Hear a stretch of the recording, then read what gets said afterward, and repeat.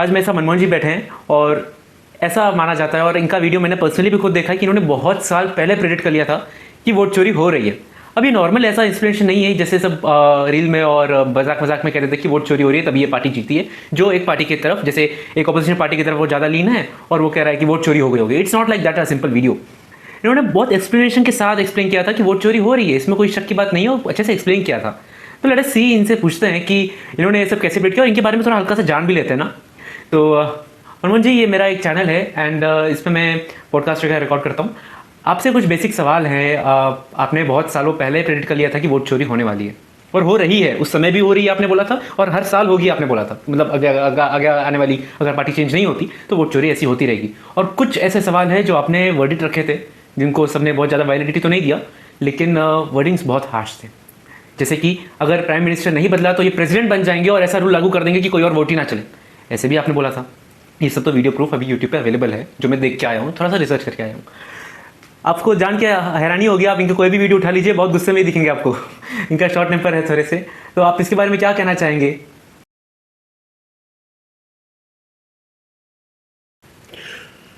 बात short temper की नहीं है और बात वोट चोरी की भी नहीं है। बात ये भी नहीं है कि मैंने प्रेडिक्शन किया था, मैंने कहा था।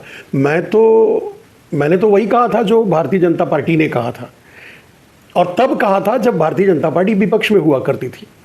आरएसएस, भारतीय जनता पार्टी के सारे बड़े नेता इंक्लूडिंग आज के मसीहा नरेंद्र मोदी, सब मिल करके वोट चोरी की बात करते थे। उनके बड़े बड़े नेता बात करते थे और आरोप लगाते थे कि वोट चोरी हो रही है, मतलब ईवीएम हैकिंग हो रही है, मतलब वोट में धांधली हो रही है। वैसे ऐसा नहीं कहा जा सकता। वोट जब बैलेट से चलता था तब भी वोट चोरी होती थी, वोट की लूट होती थी, बूथ लूट लिए जाते थे। ये सब राजनीति में सालों से चला आ रहा है। लेकिन वोट चोरी का जो मॉडल नरेंद्र मोदी ने विकसित किया वो किसी ने विकसित नहीं कर सका था।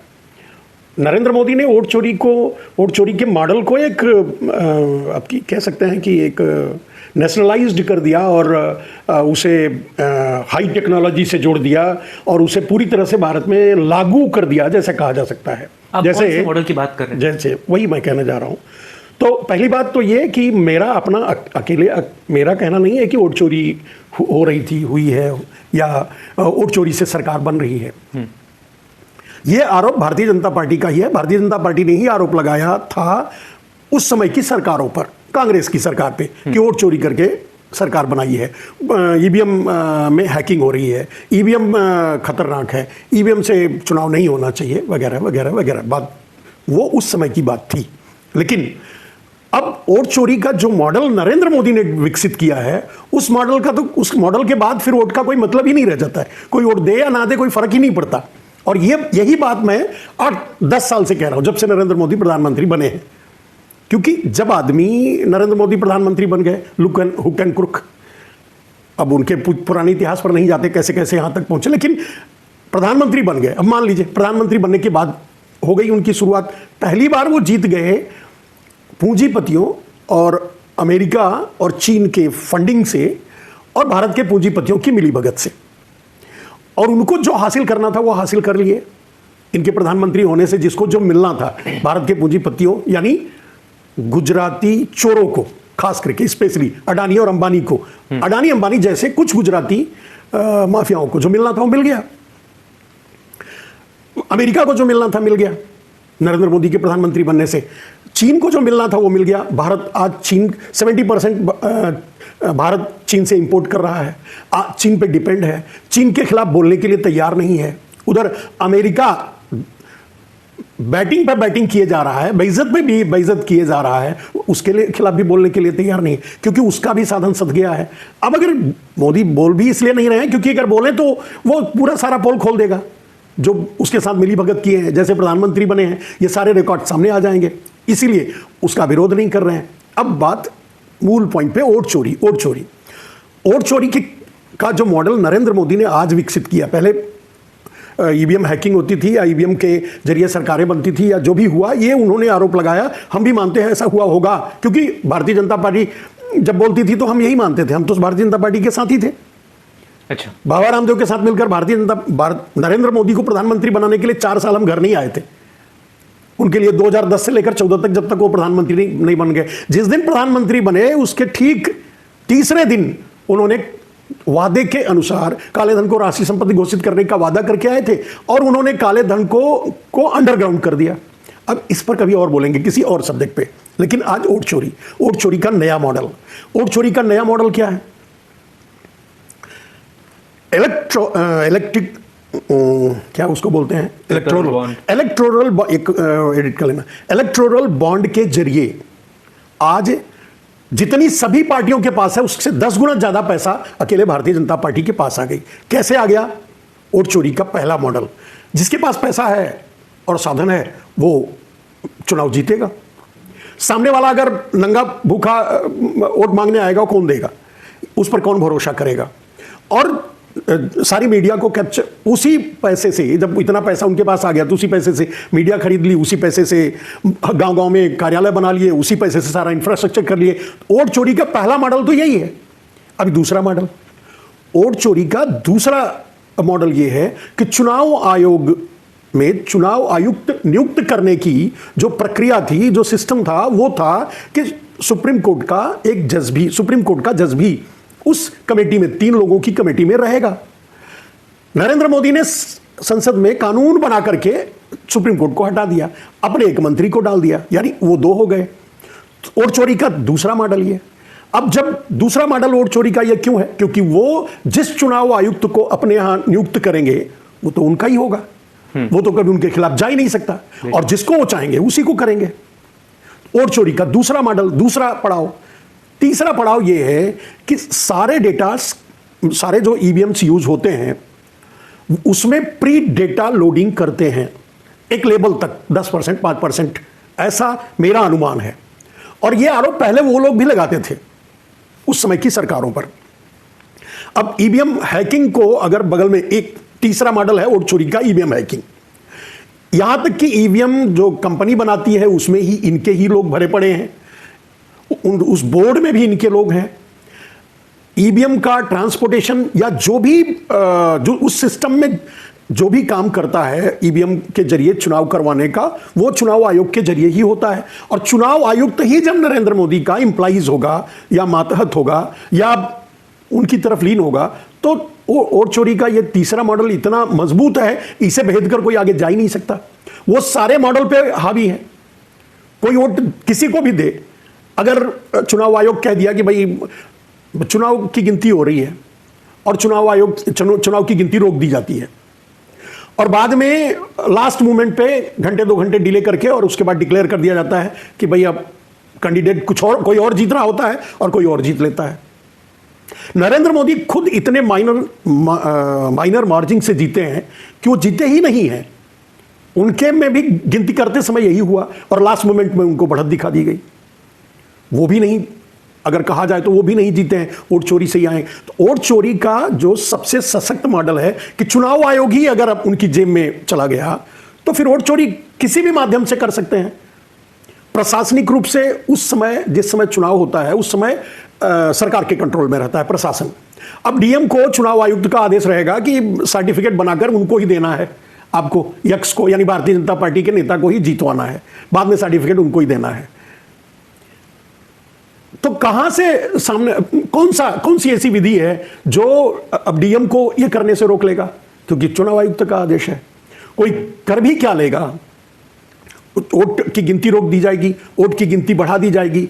ऐसे बहुत से मामले सामने आए और चुनाव आयुक्त के द्वारा ये जो तीसरा सिस्टम वोट चोरी का है, इस पर हम समझते हैं विपक्ष के नेता राहुल गांधी ने इतनी प्रेस कॉन्फ्रेंस कर डाली, कहीं कोई सुनवाई नहीं है, किसी को कोई जू नहीं रेंग रहा है। कोई चुनाव आयोग जवाब देने के लिए तैयार नहीं है, चुनाव आयोग डेटा देने के लिए तैयार नहीं है। चुनाव आयोग कोर्ट में, कहने का मतलब नंगा होकर के खड़ा है कि हम सफाई नहीं देंगे, हम डेटा नहीं देंगे, इसका मतलब चोर है। अब एक बात तो मैं रखना चाहूँगा कि चुनाव आयोग ने 2 मेन बात कही।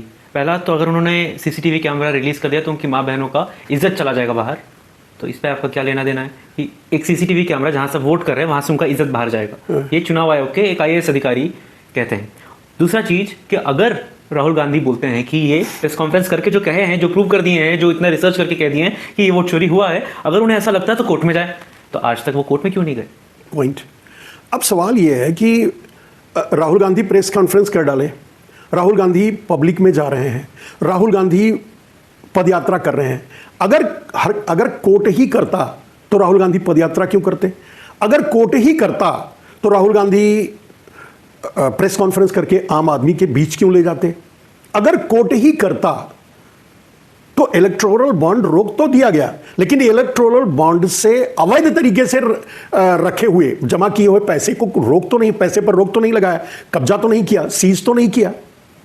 अगर कोर्ट काम ही करता इस संबंध में, और कोर्ट से उम्मीद होती कि कोर्ट से इस तरह के कुछ नए न्याय, और कोर्ट में कोई जाए, कोर्ट खुद भी संज्ञान ले सकता है। क्या कोर्ट को नहीं दिखाई दे रहा है जो बात हम कह रहे हैं, जो बात देश कह रहा है, जो बात मीडिया में बोला जा रहा है, जिस बात का जवाब देने के लिए चुनाव आयोग तैयार नहीं है? बार बार चुनाव आयोग खुद कोर्ट पहुंच जाता है एक एक झूठ लेकर के, मैं ये नहीं दूंगा, मैं ये नहीं दूंगा, ये नहीं बताऊंगा, तो मैं उसे डिलीट कर देगा। आप आज का करंट कोर्ट जो है वो इतना भी पावरफुल नहीं है कि वो एक डिसीजन ले पाए? क्या वो अपने पैर पे खड़ा भी नहीं हो पाया है? क्योंकि आप कह रहे हो कि अगर राहुल गांधी कोर्ट चले गए और अभी तक देखा गया कि कोर्ट में कोई सुनवाई ठीक से हो नहीं रही है, तो राहुल गांधी का जो वर्डिक्ट है वो भी नहीं सुना जाएगा। क्या आप ये कहना चाहते हैं अगर कोर्ट अपने पैर पे भी नहीं खड़ी है? अगर कोर्ट पूरी तरह से अगर स्वतंत्र और निष्पक्ष काम कर रहा होता तो ये सरकार एक दिन भी अपनी कुर्सी पर नहीं रह सकती।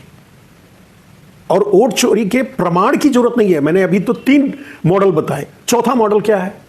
चौथा मॉडल है कि चुनाव हो रहा है, उसके बीच पैसे बांटे जा रहे हैं, पैसे से इन्फ्लुएंस किया जा रहा है। चुनाव हो रहा है और चुनाव की प्रक्रिया को इतना लेंदी बना दिया जा रहा है कि बीच में ईवीएम को रिप्लेस कर देना बहुत आसान हो जाए। कितना दिन तक पार्टी के दूसरे पार्टी के कार्यकर्ता कार्यालय के आगे धरना देंगे और कब तक धरना देंगे? और जब कोई भी व्यक्ति अगर डराने और खरीदने से बिक सकता है और डराने से डर सकता है तो फिर खत्म हो गई प्रक्रिया। और इतना ज्यादा गैप देकर के चुनाव करवाना, महीने 1.5 महीने तक चुनाव की प्रक्रिया चलती रहेगी। शुरू में जो पहले फेस में चुनाव होता है उस ईवीएम कहाँ है? कहीं रोड पे मिलता है, कहीं वो पकड़े जाते हैं, गाड़ी वहां से घुस जाती है, वो कितने दिन कौन देखता है? और सबसे बड़ी बात, वोट चोरी का सबसे बड़ा, ये तो नरेंद्र मोदी ने जो मॉडल विकसित किया, अपने तरीके से सेटअप कर लिया, पैसा देकर के पब्लिक को खरीद लो, पब्लिक को वोट के लिए प्रमोट करो। लेकिन ये फिर भी पब्लिक वोट नहीं दे रही है। पब्लिक को प्रमोट तो कर रहे हैं। पब्लिक को बिहार का चुनाव अगर एक उदाहरण के लिए ले लिया जाए, पब्लिक को 10,000 रुपया दे दिया गया, लेकिन फिर भी 10,000 रुपया लेने वाले भी नरेंद्र मोदी को वोट नहीं किए, फिर भी सरकार बन गई। सरकार वोट से बनी ही नहीं, तो सरकार चोरी से ही बनी। 10,000 रुपया इसलिए दे, कानून तोड़ करके भी, चुनाव के मध्य में भी चुनाव की प्रक्रिया और चुनाव आयोग चुप रहा। ये सब कुछ इसलिए किया गया और इसलिए पैसा भी दिया गया कि इसी पर लोग बात करें और इसी को माहौल बताया जाए कि पैसा देके वोट चोरी नहीं हुई, वोट चोरी नहीं हुई है। ये तो बड़ी कमाल की बात है। असली बात तो वोट चोरी ही हुई है। पैसा देने से भी कोई वोट नहीं दिया है। कोई भी आदमी जिसके, जैसे बिहार को हम अब केंद्र में रखकर बात करें, बिहार के चुनाव भी थोड़ी देर पहले बीता है। बिहार में चुनाव हुआ, बिहार के लोगों की कितनी दुर्गति हुई, बिहार के लोग आज किस दुर्गति से गुजर रहे हैं। बिहार के लोग, मैं दक्षिण भारत में रहता हूं, हमारे यहां भी इंप्लॉइज हैं, हमारे यहां भी नौकर हैं, वो भी बिहारी हैं, काम कर रहे हैं, वो बिहारी हैं। यहां भरे पड़े हैं बिहारी लेबर, और वो बेचारे क्यों यहां भरे पड़े हैं? क्यों केरला, तमिलनाडु, कर्नाटका, पूरे भारत के कोने कोने में अगर लेबर कोई है तो बिहारी है। 90% लगभग लेबर सब बिहारी हैं। क्या वो इस दर्द को झेलते हुए भी 10,000 के लिए वोट कर पाएंगे? क्या उन्हें अगर अपने माँ, बहन, बेटी और परिवार के साथ रहते हुए अगर काम मिले तो वो अपने गांव में, अपने घर में, अपने प्रदेश में खुश नहीं रहेंगे? किसी भी दूर जा करके काम करना और पूरे परिवार को छोड़ करके साल में 1 आध बार अपने परिवार में जाना, इससे बड़ा दर्द तो कोई हो ही नहीं सकता। और इस दर्द को जो झेल रहा है वो नरेंद्र मोदी को वोट करेगा। 20 साल से सरकार चला रही है बिहार में। एक भी, हो सकता है कुछ लोग ऐसे हों जो वोट किए हों, मुझे तो नहीं लगता, 80% वोट भारतीय जनता पार्टी और उनके अपने एनडीए गठबंधन के खिलाफ पड़ा, लेकिन पूर्ण बहुमत से सरकार उनकी बनी, चुनाव वो जीत गए। यहाँ एक बात, अगर चोरी नहीं हुआ तो बनी कैसे? मैं समझ रहा हूँ आपकी बात, लेकिन एक बात को हम नेगलेक्ट नहीं कर सकते, वो है मंदिर के प्रति लोगों की आस्था। बिहार और यूपी में जितने लोग हैं उनका बेसिक नीड मंदिर है। मैं कई लोगों से बात किया हूँ, मैं कई लोगों से, एक ओमेगल एक बहुत बढ़िया एप्लीकेशन है जिससे आप रैंडमली लोगों से कनेक्ट कर सकते हो, तो उसमें आप प्रिसाइज लोकेशन डाल सकते हो कि इंडिया के लोग भी मुझे चाहिए।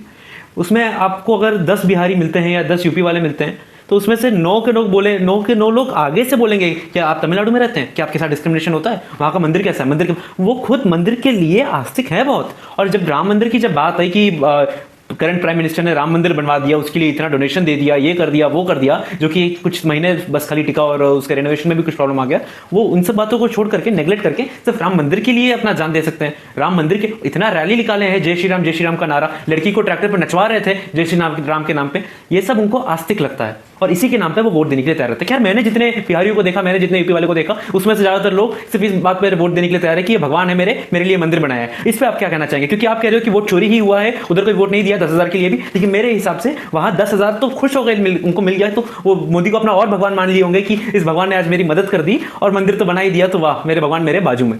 मान लेता हूं, अगर बिहार के लोग मंदिर के लिए वोट किए और वो भी बिहार के चुनाव में, तो जब संसदीय चुनाव, जब खुद नरेंद्र मोदी चुनाव लड़ रहे थे, तो बनारस के लोग मंदिर के लिए क्यों वोट नहीं किए? वो छोड़ दो, चलिए अयोध्या के लोग ही क्यों, अयोध्या में तो मंदिर बना के दिए ना, अयोध्या के लोग ही क्यों मंदिर के लिए वोट नहीं किए? वो तो उनके खिलाफ चला गया सीट। अब थोड़ा ज्योग्राफी के ऊपर थोड़ा फोकस कर लेते हैं। अब जैसे अयोध्या का एग्जाम लिया, अयोध्या से ज्यादा आस्थापूर्ण तरीके से राम के बारे में गंभीरता से तो हम समझते हैं, सब जगह के लोग आस्था में हैं, आस्था से सोचते होंगे, लेकिन अगर जो पार्टी, भारतीय जनता पार्टी लोकसभा में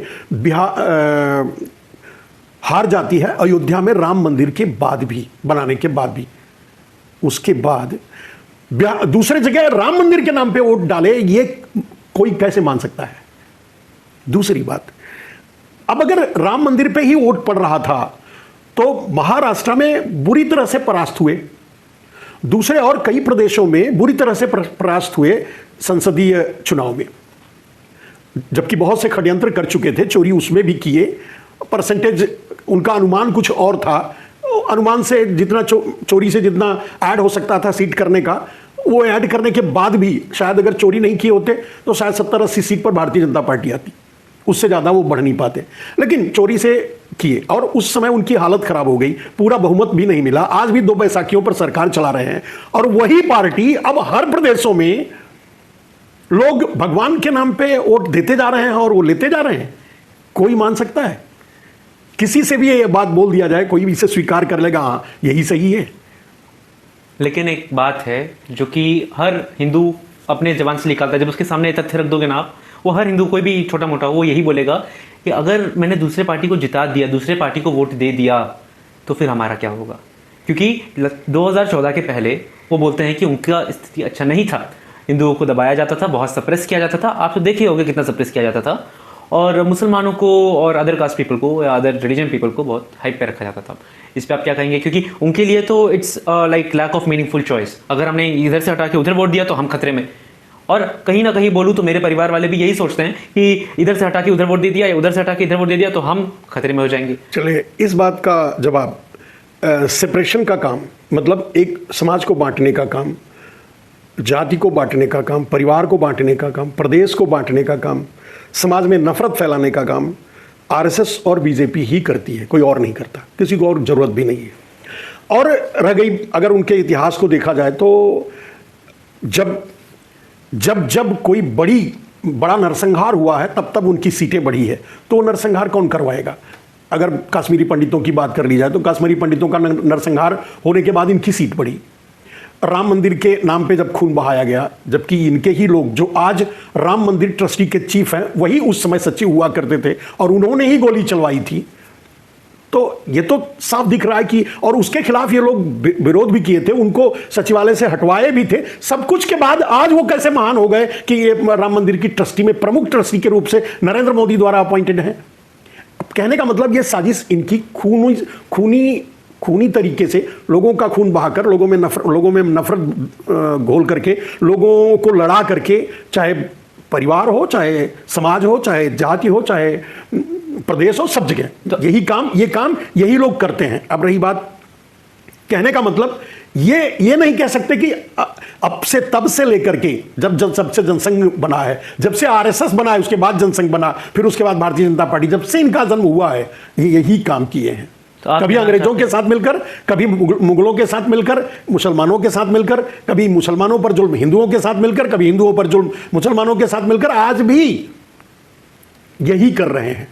अब उस विषय पर अगर हम बात करेंगे तो विषयांतर हो जाएगा, उस पर कभी और पूछ सकते हैं, क्योंकि मैं घंटों उस पर बता सकता हूं एक एक इतिहास कि कब कब कहां कहां इन्होंने नरसंहार के जरिए वोट लिया है और इनकी पार्टी का विकास हुआ है।